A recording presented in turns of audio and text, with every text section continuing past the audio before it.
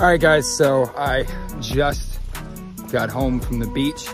So I thought it would be a fun idea to walk out here, shoot 50 rounds from Callaway Ballistics. They sent me some ammo to try out and just show you guys a legitimate cold start.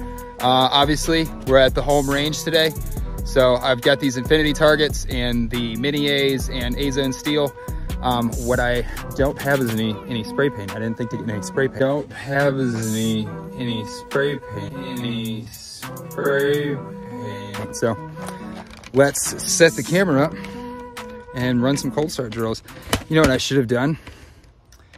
I should have loaded ammo first. Callaway Ballistics sent me some ammo to try out, so that's what we're gonna run through the gun today. And I am still currently carrying as an EDC my Zevtech OZ9C, which has an ARC ported barrel and slide on top of it, hollow sun optic, and a Streamlight VIR2 weapon light. I like this gun quite a lot. The Timney competition trigger that's in it has an incredibly crisp break. I'm absolutely in love with it. Do one of those.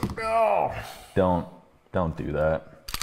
It's hard on guns, guys. Don't do that. It might be the most like mouse clicky feeling trigger in a polymer gun that I've shot.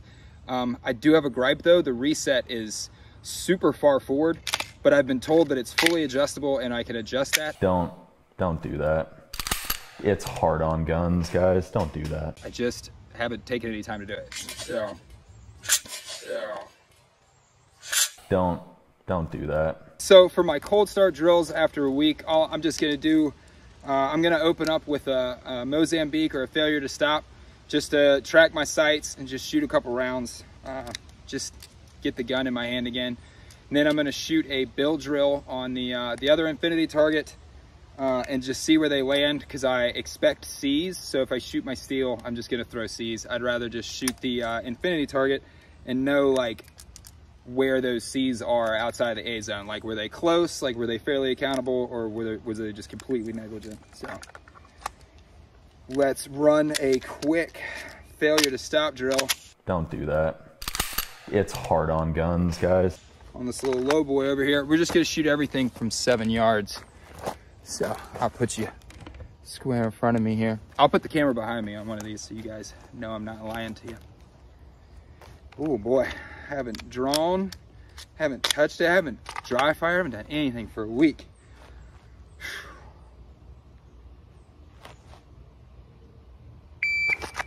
All right, let's go check it out. It felt really sloppy. So, let's see, make sure you guys can see it. So I need more spray paint, but this was me, and this was me. So I'll take that shot, but I wish it was a higher miss. If I'm gonna throw a C, I'd rather throw a C like top half of this. I wish the A box was almost like this way.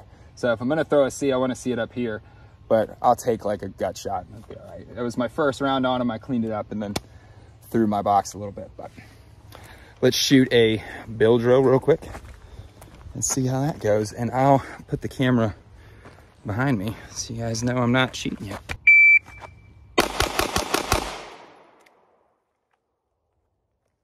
That was in a 206, but again, felt sloppy. It's been a week. Let's see how we did down here. All right, so you guys can see infinity target. Looks like I had 1, 2, 3, 4, 5. Either that one or that one is thrown. I don't think I kept all 6. No, 1, 2, 3, 4, 5, 6. I kept all 6 in there. Pretty sure. I don't know. I should have spray painted these first, but I don't see any new Charlies. I'm gonna say they were in there in a 206 after a week of not shooting. I'll take it. All right, let's just ring some steel and have a little bit of fun. What do you say?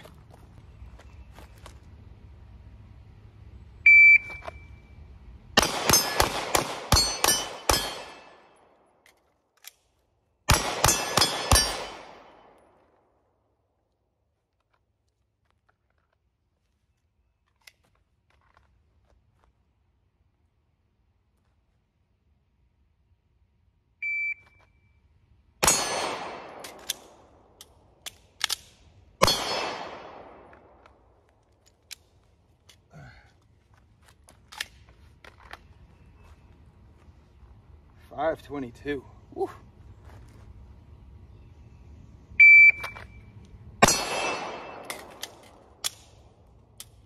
Oh, these magazines. So I bought these Strike Industry. I bought these Strike Industry base pads like, dude, I don't know, 8 years ago. And I have just cycled these two magazines through Glocks. They are so toast. And I constantly preach to people, never have a magazine that you only use for the range, because if you have a magazine that you only use for the range, you will end up, it'll come out. It'll just show its ugly head somehow at like the worst possible moment. Like just somehow it'll get itself into your holster and be the one that you're using in the only time in your life that you ever draw your concealed carry gun. Like, I don't know how like half broken equipment like this, it always pops up at the worst time. So I am constantly preaching at people never to do this. And here I sit with this terrible magazine that popped itself up when I'm trying to film. Damn it. Woo. Reloads are shaky. All right, I want to run another build drill. We'll throw some rounds in the stuff.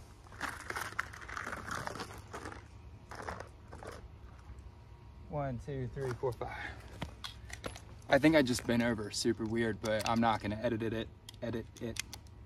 You guys just get that angle.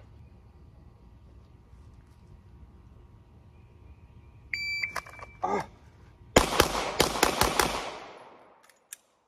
Well, everything that could go wrong went wrong. So everything that could go wrong just went wrong. I couldn't get a good grip trying to get the gun out of the holster. Then once I got it out, I had trigger freeze, and then the reset caught me because now I was like stumbling through everything I was trying to do. You got to fight through it. You got to fight through it. If I'm making reels for Instagram, then I'm going to edit that piece of trash out, right? But if I'm out here on the range training, I can't just have a bad draw off the buzzer and give up on it, because what are you going to do in the real world, right? So anytime we have a hiccup or a boo-boo or a malfunction or whatever on the range, fight through it. Fight through it. Build those, take those as training opportunities. Don't be embarrassed by it. This is where we should fail. Every time you go to the range, you should just jack a drill up. You should shoot awful. That's the point of being at the range, right? Push yourself. I'm not pushing myself right now. I just suck today. I don't know. I can't tell. I'm sure that I threw one, but we'll shoot a build drill on the steel now. So watch, I'm going to be real careful since I'm shooting on the steel. I'm going to be like real nervous about it. I should have counted those. But now that I'm shooting on the steel, I'm going to be like real careful about it. I should have counted those. I didn't count a second time. Whatever. I have the worst time trying to count 6 rounds. It's hard on guns, guys. Don't do that. Shoot a build drill, like the worst. I shoot 5 or 7, always.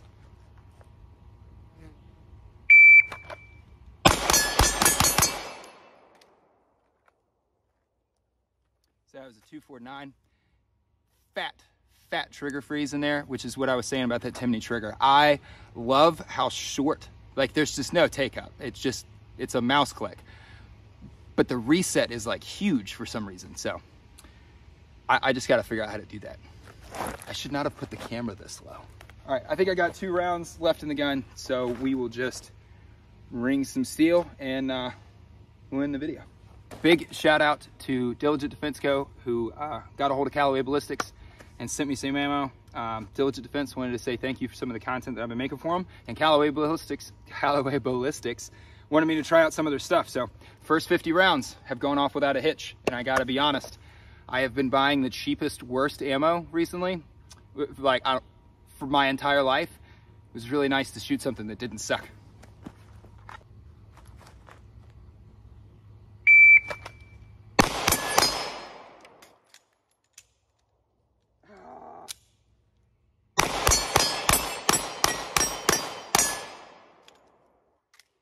Don't do that. All right, guys, that was my first 50 rounds. Don't do that.